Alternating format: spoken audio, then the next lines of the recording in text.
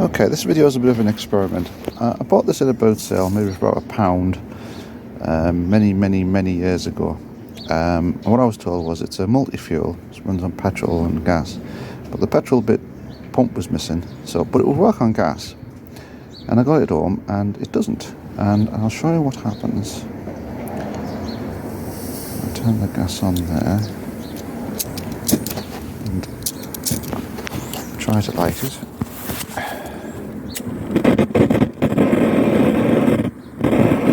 That's all that happens.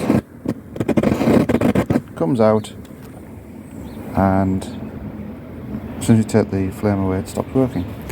I thought I'd put it on the internet, because I've given this another go. And I found it was actually a bit missing. There should be a little disc in here with 3 little legs, which it describes as a flame distributor. Now, okay, so this is the bit I'm talking about, this little disc that goes in here. On a separate PDF I've seen, which I can't find anymore, it said it was classed as a fire distributor. Yeah, you can see that it's supposed to be multi-fuel.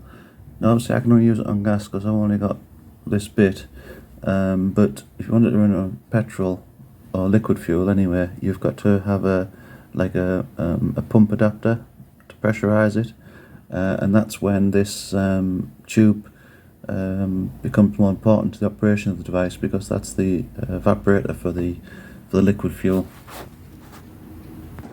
I found them on the internet and they're £5 spares, but just to prove that this is what the fault is, I've decided to try and make my own as a temporary measure.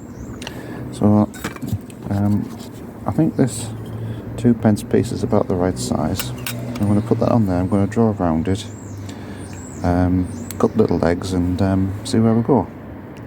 Okay, so see what happens.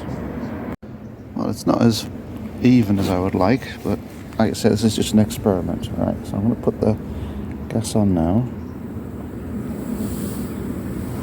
Here we go.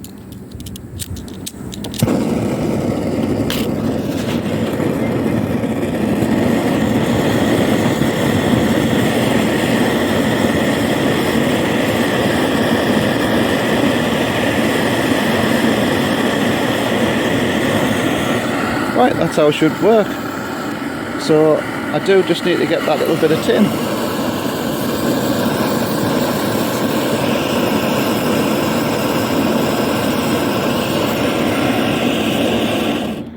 wonder if my little bit of tin will last long enough to make a cup of tea. Let's have a look.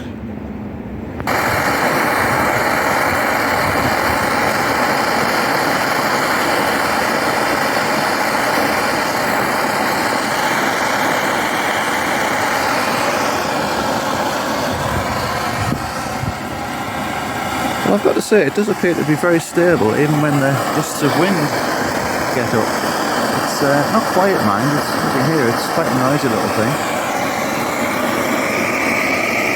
Here we go.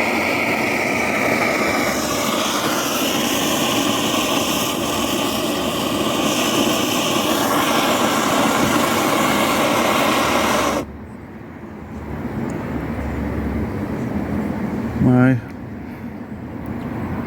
little bit of tin has almost survived, but it's quite hot in there. Anyway, all I've got to do now is buy the correct part, and hopefully I'll have myself quite a decent little cooker.